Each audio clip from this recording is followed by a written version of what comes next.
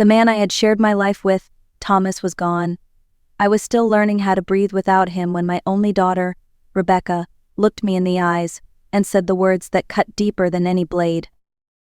"Mom, you are useless now. Find somewhere else to die." It felt like the floor vanished beneath my feet.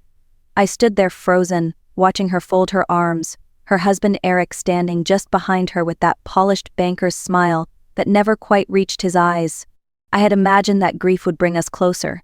Instead, it revealed a truth I was not ready to see. To them, I was not a mother anymore. I was an obstacle. They had already brought their suitcases, as if I was a guest who had overstayed her welcome, not the woman who had raised Rebecca, patched up her scraped knees, cheered at every graduation, and stayed up late through teenage heartbreaks. I packed 2 suitcases and a box of photographs. That was what 42 years of marriage and a lifetime of motherhood amounted to. Eric carried my bags to their shiny black SUV while Rebecca checked her watch impatiently, as though my exit was making her late for something more important. My house, the place where I had celebrated Christmases and birthdays, where Thomas and I had built our life, faded in the rearview mirror as the car pulled away. I sat in silence, my heart heavy, my mind screaming with disbelief. Imagine giving your entire life to a family only to be told you no longer belong in your own home. That was my reality. What Rebecca did not know was that this story was not ending in a cheap motel, or with me disappearing quietly. What she did not know was that sometimes the pawn becomes the queen. Before I tell you how everything unraveled, you need to understand the life that came before the betrayal. My husband, Thomas Mitchell, was a man of habit and precision. He woke at 6 every morning, read the paper with his black coffee, and believed that numbers never lied. He built his reputation in finance with meticulous care, and though he was sometimes stubborn, I never doubted that he loved me. I met Thomas when I was 23, a young woman with dreams of teaching art. He swept me into his world of order and discipline, promising stability, a home and a future. I traded my brushes and paints for grocery lists and dinner parties, believing I was choosing love over ambition. And for a long time it felt worth it. We raised our daughter, Rebecca, in a brick house on Willow Lane. I poured myself into making that house a home, while Thomas poured himself into his work. Rebecca was always Thomas's darling. If she wanted a pony, he found a way. When she struggled in math, he hired tutors without hesitation. She wore designer dresses to school dances while I recycled my outfits for years. I did not resent it then. I thought this was what mothers did, sacrifice quietly while their children thrived. When Rebecca married Eric, a young banker with ambition in his eyes, Thomas beamed with pride. Eric was everything Thomas admired: polished, confident, connected. I saw a hint of calculation behind his charm, but I stayed quiet. After all, mothers were supposed to support, not question. When Thomas passed suddenly at 71, my world stopped. He had been my compass, and without him I felt unmoored. Rebecca arrived with Eric, wearing black but speaking with rehearsed sympathy. She told me I could not manage the house alone, not with all those stairs, not with the upkeep, not with the memories. Her voice dripped with concern, but her eyes scanned the walls, the furniture, the value of everything around her. A week after the funeral, she brought glossy brochures of retirement communities, with cheerful photos of silver-haired couples playing cards. She spoke about how wonderful it would be for me to have people my age, activities, no responsibilities. But what she meant was no inheritance to protect, no inconvenient mother living in the house she wanted for herself. Each dinner invitation with Rebecca and Eric became a strategy session disguised as family time. They pressed pamphlets into my hands, cornered me with promises of independence, tried to make me believe that losing my home was gaining freedom. I smiled politely, but inside I felt the ground shifting. And then came the night they arrived with suitcases. Rebecca stood in my living room, her mask slipping just enough to show the cold calculation beneath. "According to Dad's will, I inherited everything," she said. "The house, the investments, all of it. I have been letting you stay here out of kindness. But now, Mom, it is time for you to find your own place." I remember the way the words landed. They did not just bruise, they broke something inside me. For a moment I almost believed her. Almost. Rebecca's confidence was so firm, her tone so cold, that I felt myself shrinking into the background like a guest in my own home. She had rehearsed this moment. Eric stood behind her, nodding, his arms folded, silent but complicit. Within hours my belongings were crammed into 2 suitcases and a small box of photographs. 42 years of life with Thomas reduced to what could fit in the trunk of their SUV. I tried to steady my hands as I carried the box out, but Rebecca watched from the doorway as if timing me. When I paused to catch my breath, she glanced at her watch and sighed. To her, I was already gone. They drove me to a motel on the edge of town, the kind that charged $49 a night and smelled of damp carpet and disinfectant. The sign out front flickered, a neon promise that meant nothing. Eric unloaded my bags, setting them on the sidewalk like discarded luggage at an airport. Rebecca handed me $200 in cash, her fingers brushing mine briefly before she pulled away. "This should cover a few days," she said lightly. "Kevin and I will transfer some funds once we settle the paperwork." She said it as though she were doing me a favor. That night I sat on the thin mattress, listening to voices through the paper walls. I stared at the ceiling and felt the weight of everything pressing down on me. My daughter had discarded me like a broken chair. My son-in-law had treated me like charity. And Thomas, the man I had trusted with everything, was not there to defend me. But grief can be deceptive. Beneath the sorrow, a thought began to stir. Thomas had always been careful with documents, meticulous about details. He had once shown me the will himself years ago, insisting I understood what it meant. I remembered the way he tapped the papers with his finger. "I want you secure, Eleanor. That is all that matters." So why was Rebecca claiming everything? Why did her version of the will strip me of the very security Thomas had promised? That night in that cheap motel, the seed of suspicion took root. Something was not right, and I intended to find out. The next morning, I took the crumpled motel notepad and scribbled the only name that came to mind, Henry Caldwell. He had been Thomas's attorney for decades. Henry had guided us through buying the house, setting up insurance, and drafting the first version of the will. If anyone knew the truth, it was him. I clutched my purse, counted out bus fare, and rode 20 minutes into downtown. Henry's office was on the 5th floor of a weathered brick building.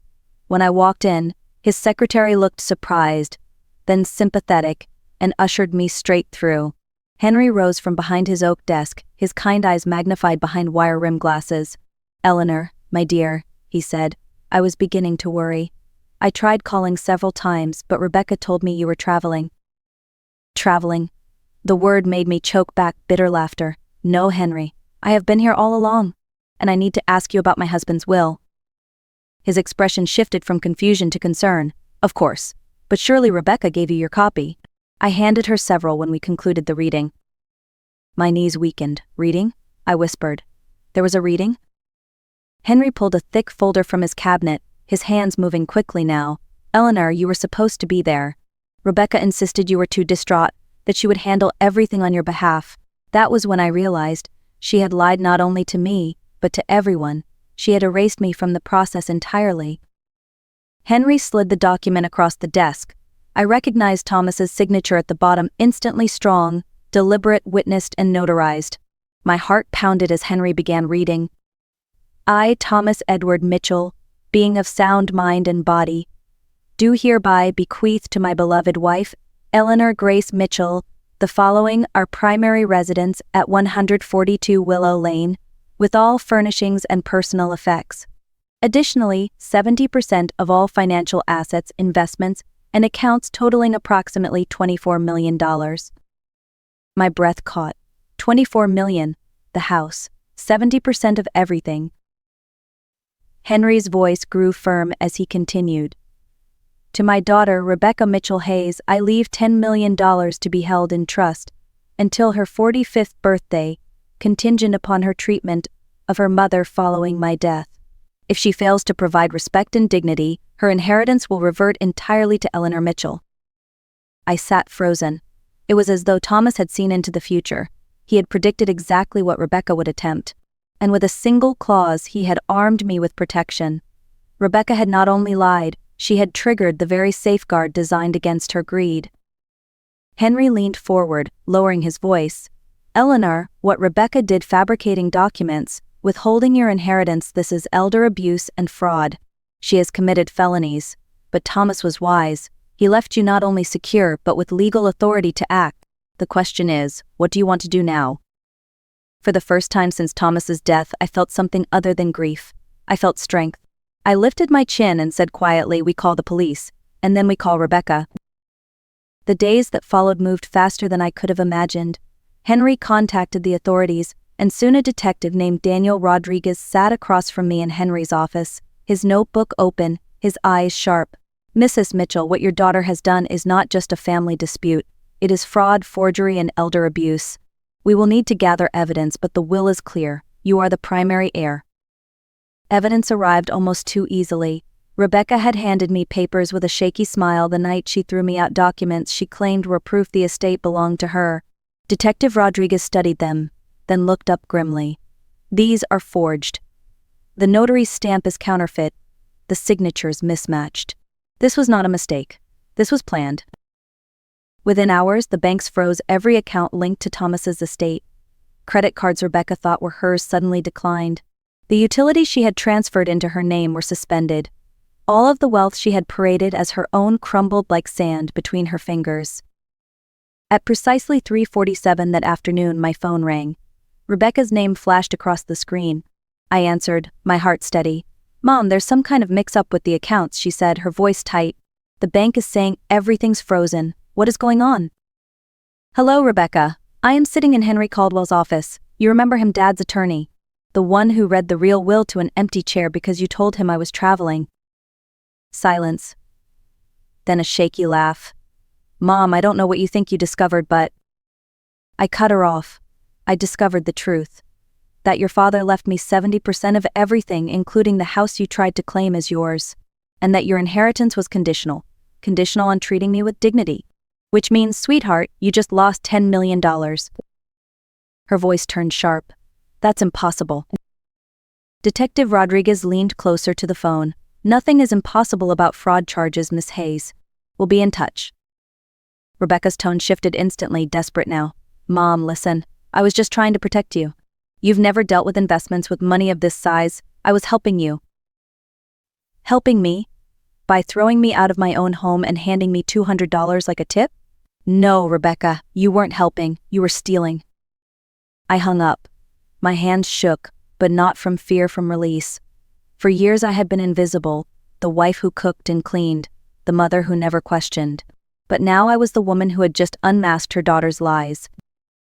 That evening, Detective Rodriguez prepared what he called Operation Justice. The police secured warrants, and the banks prepared statements. Rebecca and Eric's entire lifestyle was about to collapse. The next night, as they dined at a fashionable restaurant, credit cards declined one after another. Witnesses said Rebecca grew pale while Eric argued with the waiter. Minutes later, officers entered and placed them under arrest. Rebecca screamed about false charges, her voice carrying through the dining room. Eric tried to bargain, claiming this was a misunderstanding. But forged documents and stolen assets are not misunderstandings. They are crimes. When I returned to my home the following day, the locks were still the same, but the air felt different. I had walked out as a discarded widow. I walked back in as the rightful owner. Rebecca's designer clothes cluttered the master bedroom. I packed them into trash bags and left them on the porch. Let her collect them when she made bail. As I stood in the doorway, breathing in the silence, I realized something had shifted.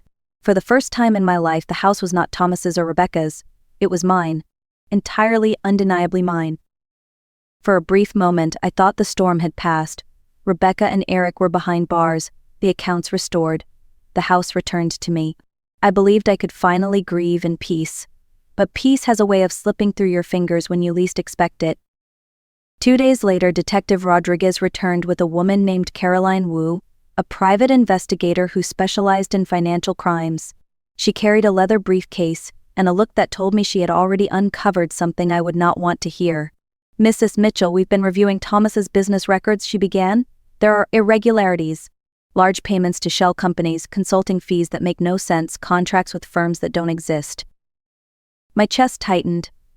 Thomas had always been meticulous. Surely she was mistaken. Caroline slid rows of documents across the table, invoices, wire transfers, contracts with addresses that led to empty lots. "Mrs. Mitchell, I am afraid your husband was running a money laundering operation." The words struck harder than Rebecca's betrayal. I shook my head. No, Thomas was honest. He believed in rules. He believed in order. Caroline's expression softened but did not waver. "The evidence is overwhelming. This went on for more than a decade." That night, I sat in Thomas's study, my study now, staring at the shelves of neatly labeled folders. How could I have shared a life with someone for 42 years and not known who he truly was? Every birthday party, every anniversary, every quiet dinner suddenly felt laced with secrets. Had I built my life on a lie? The following morning, Henry called me back to his office. With him was a federal agent, a woman named Sophia Martinez. She looked me square in the eye, her voice calm but firm. "Mrs. Mitchell, I need you to listen carefully. Your husband did appear to be laundering money, but that was only half the story. For the past 12 years, Thomas was working as an informant for the FBI." I blinked, certain I had misheard. An informant? Agent Martinez nodded. He pretended to launder money for a powerful crime family, but every transaction, every fake contract, every shell company, he reported all of it to us. His information led to dozens of arrests and the seizure of hundreds of millions of dollars. The money he left you is not criminal. It is legally yours, compensation for his cooperation and his cover. Relief and confusion collided inside me. So Thomas had not been corrupt. He had been brave, secretive, and perhaps reckless, but not corrupt. The man who kissed my forehead each night had also been carrying the weight of dangerous secrets to protect us all. Agent Martinez leaned forward. Rebecca and Eric knew nothing of this. They suspected crimes, but they were wrong about what those crimes meant. They tried to use his supposed corruption to blackmail you, but in doing so they confirmed your innocence and strengthened our case against them. For the first time I felt the ground steady beneath me. Rebecca had underestimated me. Eric had overplayed his hand, and Thomas had left me more than money. He had left me protected. I was no longer just the discarded widow. I was Eleanor Mitchell, the woman holding all the cards. The first night I slept again in the master bedroom. The room felt unfamiliar, as though I were walking into someone else's story. For decades I had arranged the space to Thomas's liking, the books he chose, the furniture he preferred, the colors he wanted. But now, with the truth laid bare and the house secured in my name, I realized I could shape it for myself. The room was no longer his, it was mine. I called a contractor and began to make changes. Small at first, I replaced the heavy curtains with light linen, letting sunlight pour in. I cleared out the cluttered study and turned it into an art studio, a space I had long dreamed of, but never allowed myself. The smell of fresh paint mixed with turpentine was intoxicating, reminding me of the girl who once wanted to teach art before life demanded she choose differently. For the first time in decades, I stood before a blank canvas with brush in hand, my heart racing not with fear but with freedom. But it was not just the house that transformed. I realized I carried a responsibility bigger than myself. I had endured betrayal not only as a widow but as a mother. Too many seniors faced the same cruelty, discarded, manipulated, robbed of dignity by the very people they loved most. With a portion of the inheritance Thomas left me, I created the Eleanor Mitchell Foundation for Elder Justice. We funded legal aid for seniors facing exploitation, sponsored hotlines, and supported legislative change. What Rebecca tried to destroy became fuel for something that could save others. Rebecca wrote to me from prison more than once. In each letter she asked for forgiveness, sometimes with excuses, sometimes with tears smeared across the page. I read a few, then stopped. Forgiveness is not a gift owed, it is a bridge built with truth. And she had not built it yet. Eric's letters never came. Silence was his final act.